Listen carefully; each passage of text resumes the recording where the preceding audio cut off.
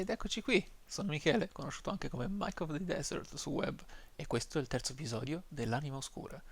Potreste notare un minutaggio piuttosto strano sul nostro Phalanx, e il motivo di questa differenza è stato un esilarante calo di tensione durante la scorsa registrazione. Questo ha causato il mio necessario ricominciare da capo e fare necessariamente le cose leggermente più in fretta. Ho comunque ripetuto esattamente tutti i passaggi fatti dall'original Phalanx e quindi siamo a cavallo. Nulla è cambiato, se non che abbiamo avuto qualche fortuna in più e qualche fortuna in meno. Il cavaliere nero del borgo ci ha droppato il suo spadone. È comunque un'arma piuttosto pesante e non ci interessa attualmente. Eccoci qui. Apriamo lo shortcut che abbiamo guadagnato facendo fuggire la viverna, ma come già potrete indovinare non lo useremo.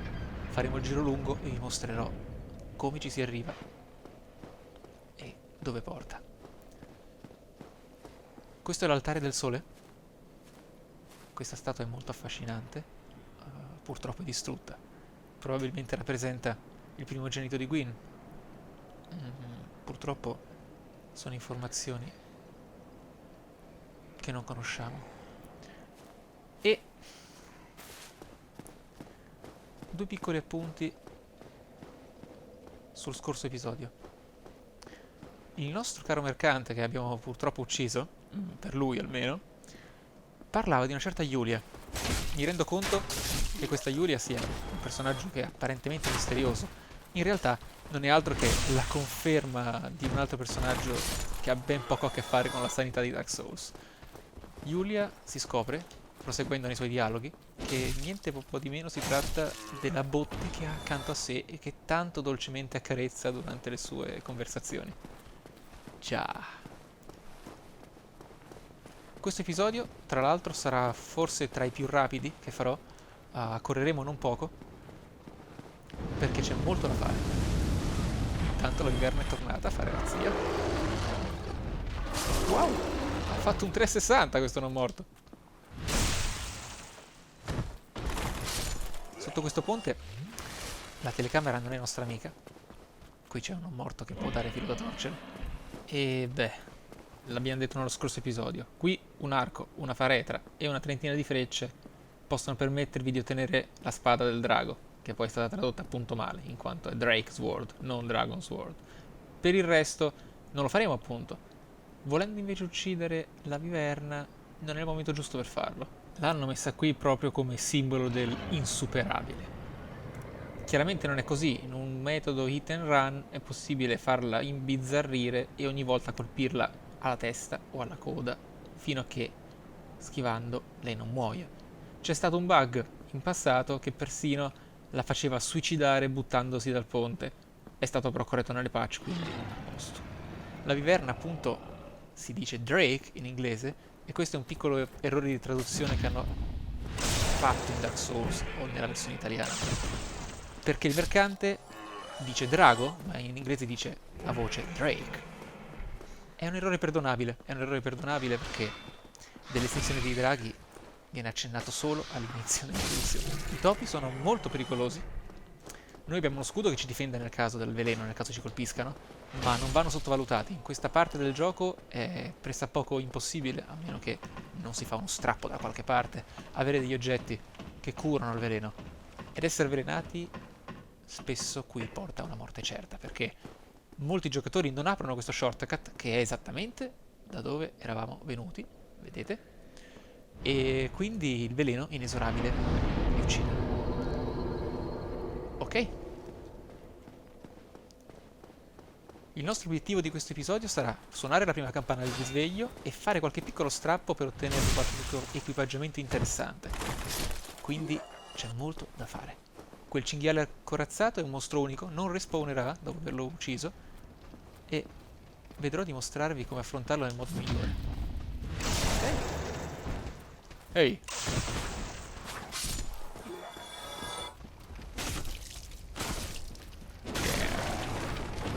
Ok, il cancello che ci hanno chiuso davanti agli occhi, quello là in fondo, è un altro shortcut che può essere tranquillamente superato se si corre direttamente verso di lui. Non lo abbiamo fatto perché preclude molto di quello che voglio mostrarvi e è potenzialmente pericoloso, a meno che non si corra qui su. Si può correre immediatamente, il non morto che chiude il cancello non ci vedrà ed è possibile gettarsi da questo ponte e superarlo.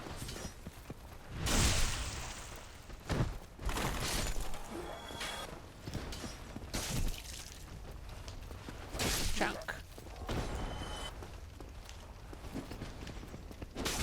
Ah, resistenti. Dunque, quel cinghiale ha un equilibrio enorme, quindi un colpo della nostra Claymore, per quanto sia un'arma piuttosto pesante, rimbalzerebbe sulla sua corazza. Ha due punti deboli. Uno tecnico, penso di proprio programmazione del combattimento, e l'altro di tattica, di mostro. È possibile attirarlo, quindi o schivarlo o attirarlo dove non può colpirci. Quindi quando demorderà ci porterà all'attenzione il suo di dietro e è possibile yes! Danneggiarlo non poco.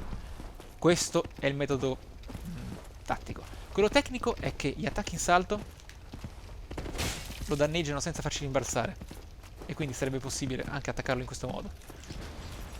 Olè. Ok.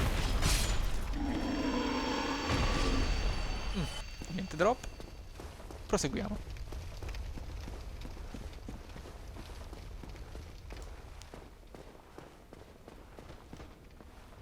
Questo non morto stava scappando ed non conviene mai seguire qualcuno che scappa in Dark Souls. Spesso è un indizio per una terribile imboscata. Spesso se non sempre, quindi occhio.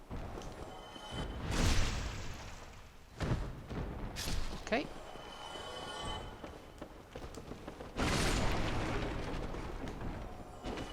Oh. Piccolo errore. La camera a volte non aiuta molto. Ok. Su questo corpo stavolta non troveremo umanità, ma uno degli oggetti che probabilmente ha la descrizione meno comprensiva di tutto Dark Souls. Mentre saliamo le scale ve lo mostro. Chiave misteriosa. Lo scopo di questa chiave è ignoto. Sembrerebbe essere però la chiave di una cella di prigione. Questo è un indizio utile, perché di qui a poco troveremo una cella di prigione, quindi tutto torna.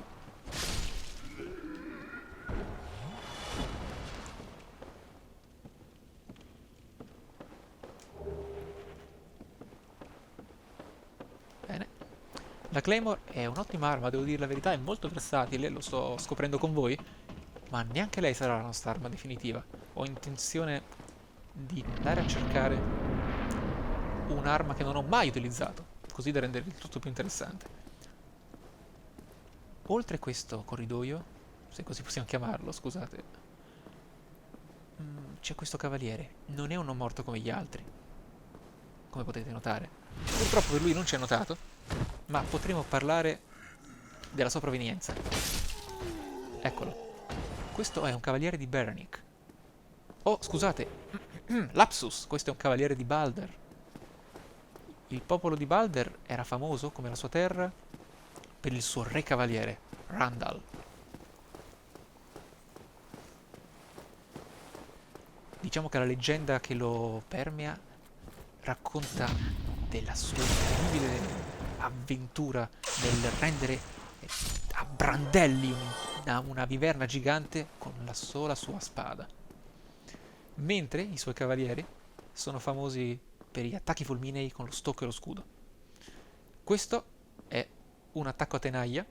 Abbiamo un non morto a destra e un cavaliere di Balder a sinistra. È pericoloso e quindi lo affrontiamo in questo modo. E romperemo la sua difesa. Ah, ah, ah. Bene, qui a sinistra ritroveremo lo shortcut che, tra virgolette, ci siamo persi. Ecco qui, il non morto che ci ha chiuso il cancello davanti e che è molto sciocco. Ah! Sei salvato da un backstab. Apriamo. Dark Souls viene spesso criticato perché non ti dice dove devi andare, è facile perdersi, non ci sono indizi sul come proseguire. Sbagliato. semplicemente non si è tenuti per mano. In realtà si è già abbastanza tenuti per mano. Scopriremo anche il perché in futuro. Ci sono alcuni piccoli punti di riferimento visivi che danno indizi molto importanti, sempre. Abbiamo trovato la chiave dei sotterranei. È vero, sembra non dirci nulla su quali sotterranei, dove e perché, ma ne abbiamo già parlato, no? Descrizione. Wow! Wow! E tu? Ah, non si può fare un po' di sana conversazione. Dicevamo che... eccola qui. Apre porta... bella localizzazione. Che conduce al borgo dei non morti. Ah, traduttori. Apre uno stretto passaggio che porta al grande ponte. E poi, non solo, ci dà qualche indizio su ciò che ci aspetta nella parte bassa del borgo dei non morti. Ladri, cani randagi e un demone caprino. Ah. Altra cosa che ci aveva accennato il mercante. Quindi Dark Souls dice tutto ciò che può servire. Wow! Maledetti arcieri. Ok?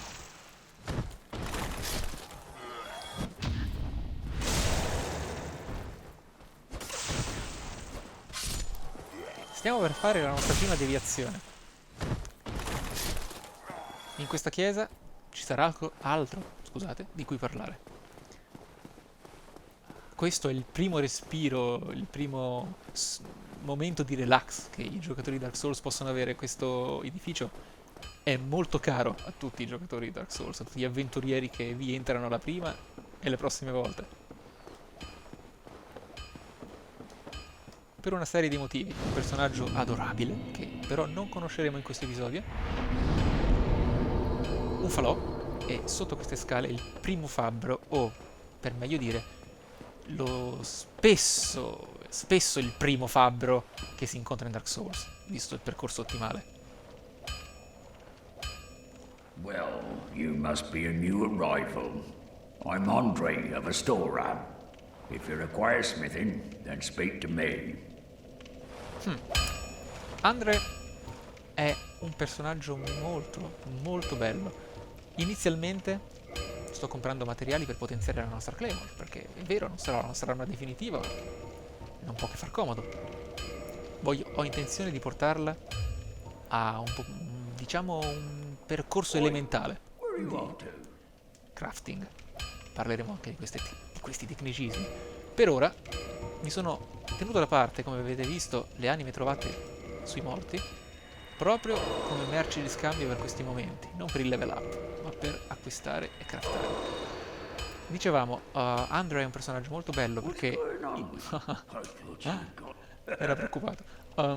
Perché inizialmente, nelle settimane iniziali di design dei personaggi, lui doveva avere un legame con Gwyn.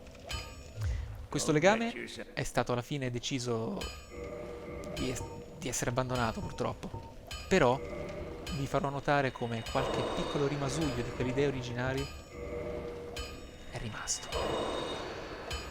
Ok? Possiamo acquistare un'altra titanite e portarla... Oh, 400, ups. Avrei potuto anche semplicemente equipaggiarle le ali che avrei fatto prima. Ok.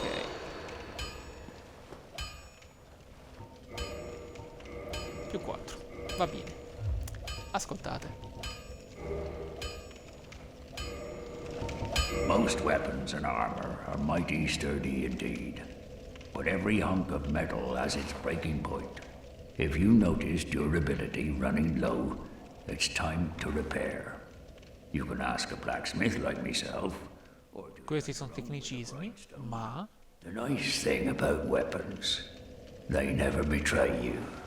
So pay them a little respect, eh? Ah, questo è affascinante perché si scoprirà con un po' di attenzione che il primogenito di Gwyn fu cacciato appunto da Norlondo, ha perso il suo status di divinità ed era precedentemente un dio della guerra. Quindi questa piccola frase sulle armi si può tranquillamente collegare. Prima che ci fosse questa intervista che ha rivelato l'abbandono dell'idea di Andre legato a Gwyn, in molti lo ritenevano il punto di forza della teoria che Andre fosse il miglior candidato a quella posizione. Non parlerò di lore di questa giardino, di questo bosco, perché lo faremo nel momento opportuno. Oh, l'ho tenuta a due mani, scioccamente. Questa è una toccata e fuga per ottenere qualche oggettino interessante.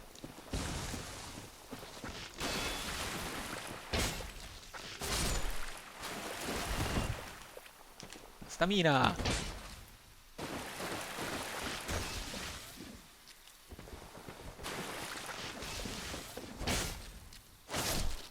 Ok.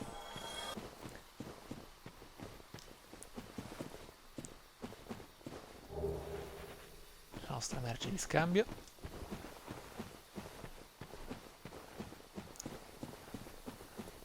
Gwyn non era umano, come nessuno di coloro che vivevano nell'era del fuoco, appunto. L'umanità è nata dopo. Quindi è molto probabile che anche i suoi cavalieri, sia quelli d'argento, che poi appunto divennero neri, sia i 4 cavalieri più importanti di Gwyn, di cui parleremo in futuro, non fossero affatto umani.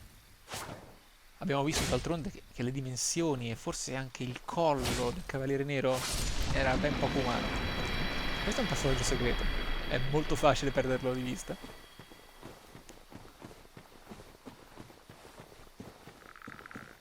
Fammi passare!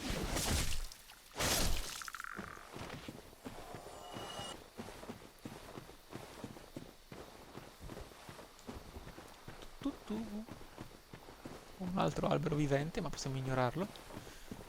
Qui ci sarà un'imboscata tutta per noi, che però ignoreremo. Facciamo prima a correre di qui, prenderci il nostro piccolo oggetto, che in questo caso in realtà è solo un'anima, ma perché no? E via! L'oggetto che ci interessa invece è dentro questa grotta. E ci interessa molto. Si tratta di uno dei 4 anelli dei 4 cavalieri di Gwyn. Ognuno era, diciamo, simboleggiato da un animale. In questo caso troveremo l'anello del lupo, l'anello del camminatore degli abissi, Artorias. Artorias è il cavaliere di cui più si parla in Dark Souls, quindi possiamo tranquillamente ignorarlo adesso e affrontare il discorso quando ci troveremo davanti frammenti di storia più diretta. Senza contare che Lordran ha diciamo una timeline distorta, come abbiamo già detto, e ci porterà anche nel passato, direttamente nel passato, quindi avremo modi molto chiari di conoscere Artorias. Quella luce è una delle lucertole che abbiamo incontrato, o meglio trovato, nel Borgo dei Non Morti, quindi prendiamola. Oh, ho sbagliato, doveva essere tenuto a due mani. Ah, persa, il moveset. A una mano fa un fendente laterale e a due mani invece verticale. Ah, accidenti. Non importa perché una volta uccise scompaiono, ma riportandosi ai falò torneranno nel luogo di origine se sono scappate. Qui troviamo un'armatura per noi superflua, ma un arco. Dovremo quindi sì, investire anche in destrezza. Ah, ancora un po' almeno.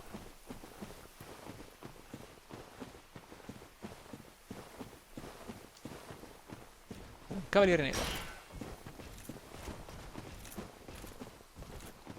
Su.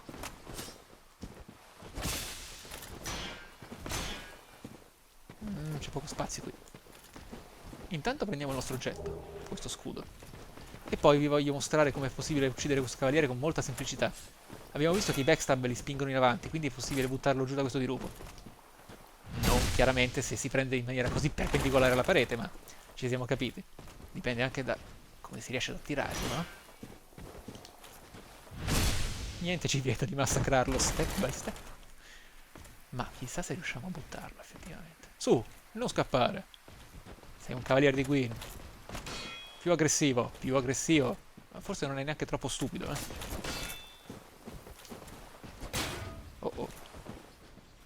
Allora? Dai! E vabbè, è andata così. Ok. Lo scudo che abbiamo trovato, anch'esso, per buono ed eccezionale che sia, non sarà il nostro scudo definitivo, perché stavolta non perché non lo conosco o vorrei avere qualcosa che non conosco, ma perché è usato fin troppo. È un po' dappertutto questo scudo e un motivo c'è. Come sempre, la descrizione è importante perché lo scudo cimiero ondulato sembra essere persino inferiore al nostro. La riduzione fisica non è al massimo, ha una buona difesa magica, ma ha minore stabilità. No. Ma la descrizione completa ci dice che è leggermente impregnato di magia, che aumenta il recupero della stamina. Per un po' lo terremo perché è comunque ottimo. L'equilibrio, la stabilità degli scudi sono statistiche importanti. Noi ne abbiamo zero qui perché siamo vestiti di stracci, letteralmente. L'equilibrio e la stabilità sono utili poiché definiscono quanti colpi è possibile ricevere senza venirne sbilanciati. O, nel caso degli scudi, quanta stamina consuma essere colpiti. Allora, in fondo a quel lago c'è un'idra. È un nemico molto impegnativo, non è il momento di affrontarlo. Si potrebbe affrontare anche adesso, ma quello che ci interessa ora è correre sotto di lei e quindi fuggire. Eliminiamo questo piccolo mostro di cristallo. La sua stessa esistenza, la stessa esistenza di questo mostro di cristallo, necessiterebbe discussioni di lore, ma tutto a suo tempo. Come vi ho descritto, non è... come vi ho detto, il Borgo dei Non Morti è un'area di cui si può parlare poco, ma di questa invece non ne parleremo adesso. Wow!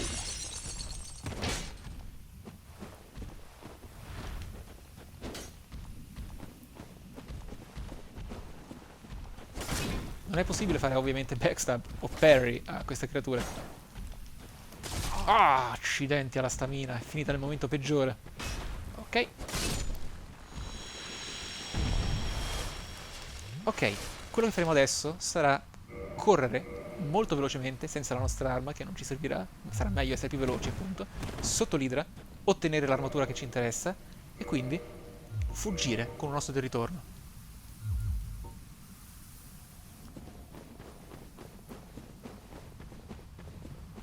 Le ossa del ritorno sono oggetti interessanti.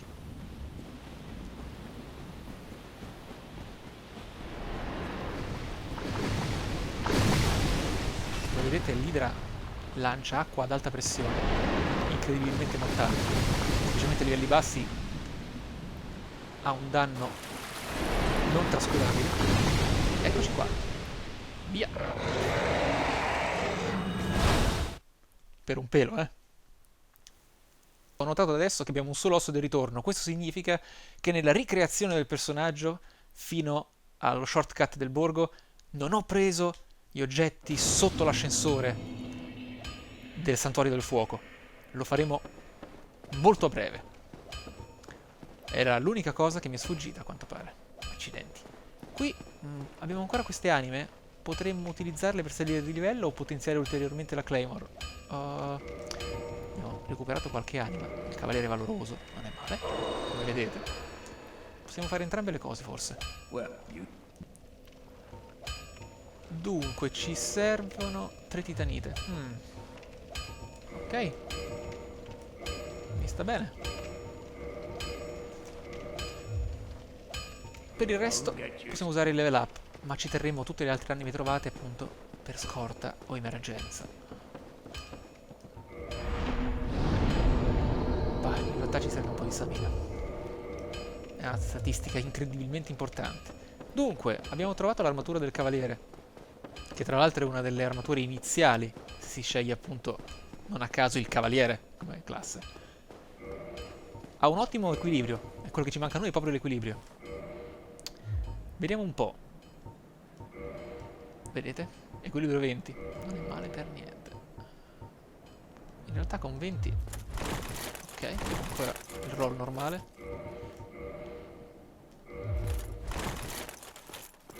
se per caso, unendo brigante e cavaliere, possiamo mantenere... Ok, mi sta bene così. L'anello che abbiamo trovato era appunto quello di Artorias. L'anello del lupo apparteneva al camminatore degli abissi. Possedeva un'indomita volontà di ferro ed era invincibile con lo spadone. Vedremo un giorno il perché. Possiamo riprendere la Claymore e forse questo ci darà invece il peso... mi ero dimenticato di non aver equipaggiato l'arma. Ok. Ciccia, ciccia.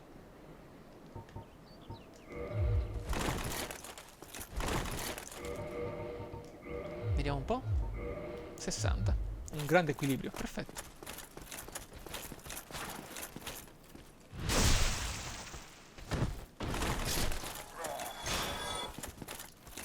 Le armature pesanti non rallentano la ricarica della stamina, solo alcune lo fanno. Questo è un errore che possono pensare, è un indubbio che può colpire alcuni giocatori. Dentro questa chiesa c'è un cavaliere di Berenic. Berenic era un cavaliere gigantesco, come potete vedere. Lui non è quell'individuo comunque, perché tutta la sua gente era incredibilmente possente. Ok.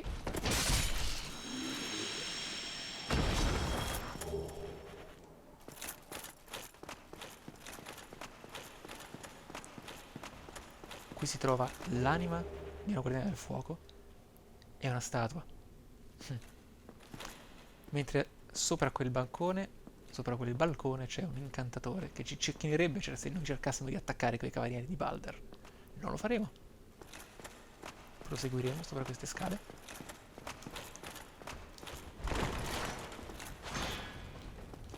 Uno, due.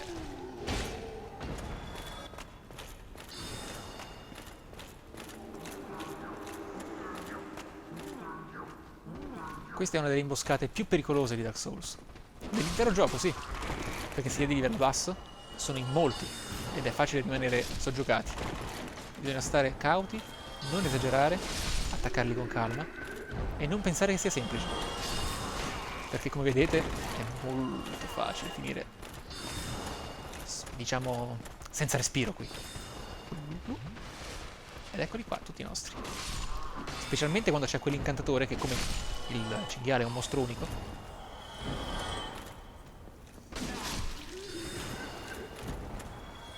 Che ci rende la vita difficile. Ok, puniamolo. Maledetto. Yeah. Bene.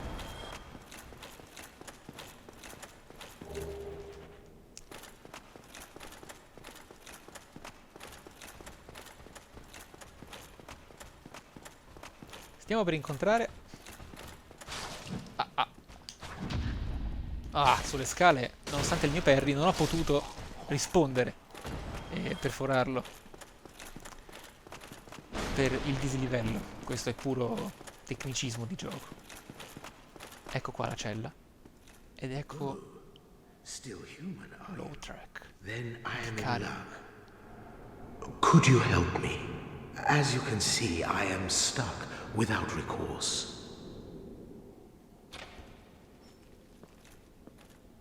Ma certo. Thank you. Yes, sincerely. I am Knight Lautrec of Karim. I truly appreciate this. And I guarantee a reward. Only later. Oh. Karim è un luogo molto lontano e la loro gente, la sua gente è molto, molto diversa da quello che si incontra invece più generalmente nel mondo di Dark Souls. Venerano altri dei e Lautrec in particolare è ossessionato dall'umanità. Vedremo, vedremo. Oh, pensavo avesse droppato qualcosa. Bene, a questo punto faremo una cosa che spero non dia le conseguenze negative che temo. Vale a dire, torneremo al Santuario del Fuoco e poi diventeremo umani. Per mostrarvi come vorrei, Solaire è una piccola chicca. Evocheremo sia Solaire sia Lautrec per il combattimento che ci preclude, insomma, per il combattimento contro i gargoyle, i guardiani della campana del risveglio.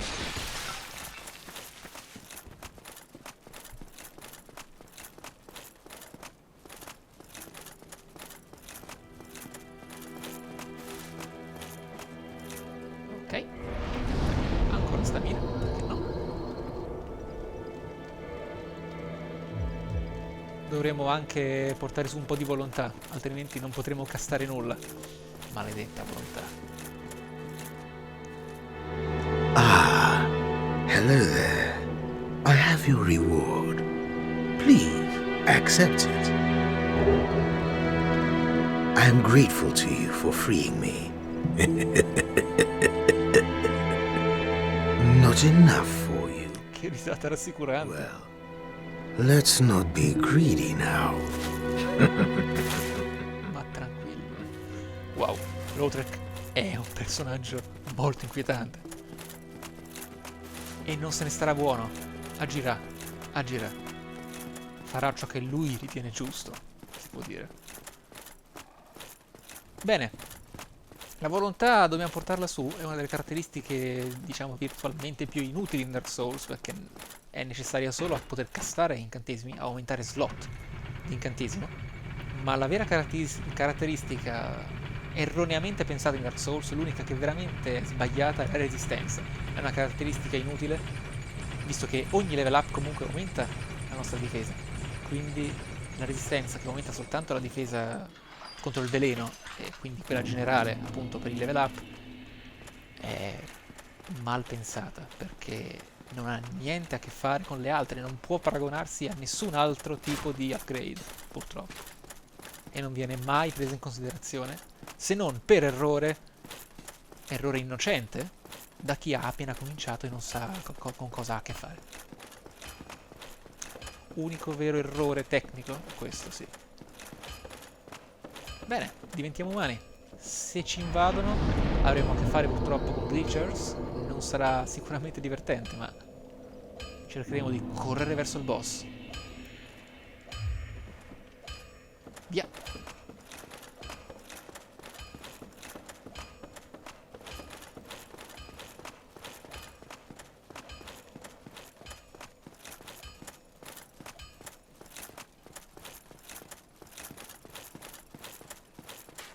Per ora sembra tutto ok. Da umani, come potete vedere, appaiono dei simboli dorati a terra, in questo caso bianco o dorato a seconda se l'individuo, il giocatore, fa parte del patto dell'altare del sole o meno. Non li evocheremo proprio perché abbiamo bisogno, e preferisco, mostrarvi due personaggi inerenti al mondo di Dark Souls. Oh oh oh oh! Ah. Backstab? Gli ho dato le spalle? Wow! Ah, fantastico! Te lo sei meritato, amico. Te lo sei meritato. Bravo. E tu? Ehi, ma che succede qui? Cos'è questo assalto? Su! Tss. Fatemi respirare, ragazzi. Accidenti, mi sono fatto fare un backstab da un cavaliere di Baldur. Beh, erano famosi per questo, no? Niente male. Ok, l'imboscata è ancora qui. Non c'è però il mago, quindi è più semplice. Ciò non di meno, non bisogna sottovalutare questo momento della chiesa dei non morti, questo pericolosissimo assalto dei non morti. E l'affondo della Claymore in questo caso ci è molto utile, aiuta. Wow wow wow, sto perdendo attenzione perché ho fretta, il tempo stringe.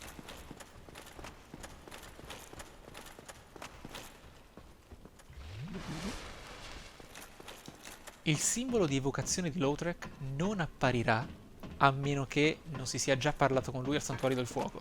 Per questo molti di voi probabilmente potrebbero rimanere stupiti da questa piccola chicca. Bisogna tornare al santuario e parlargli.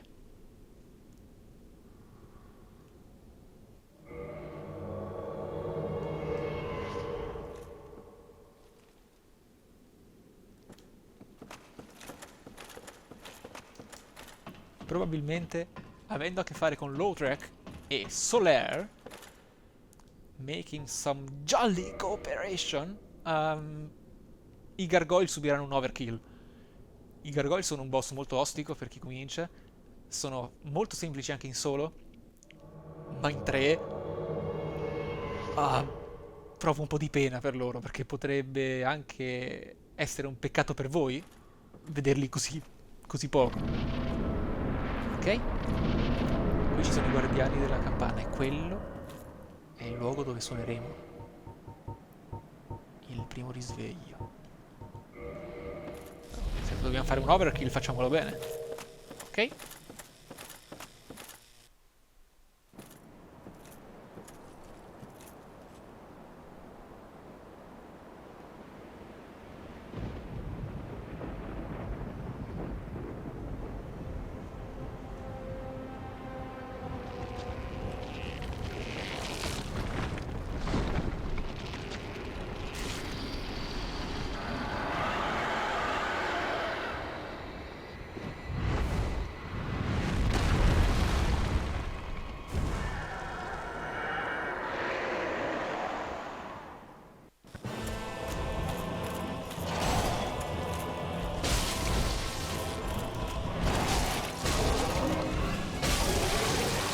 Quasi tutti i boss hanno una coda tagliabile, ve lo ricordo.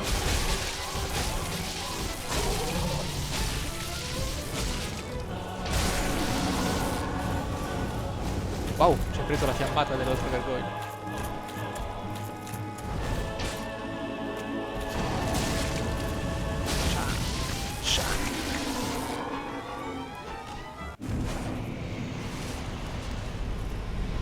Che dire, grazie ragazzi. Questo è un bellissimo paesaggio del Borgo dei Non Morti.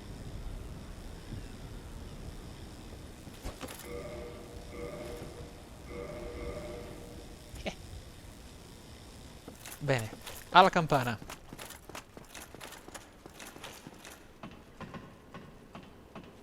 Utilizzeremo queste anime per comprare il nostro primo miracolo e probabilmente per bruciarci i level up in volontà. È un gesto che devo farvi, devo concedervelo perché voglio mostrarvi un PG eclettico, quindi è giusto investire in caratteristiche anche magiche. Eccola.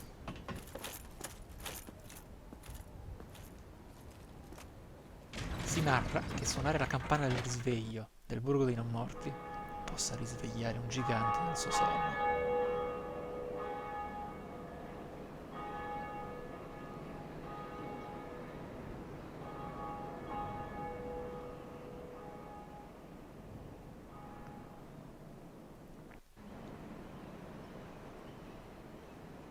Chiuderemo qui. Come sempre grazie e alla prossima.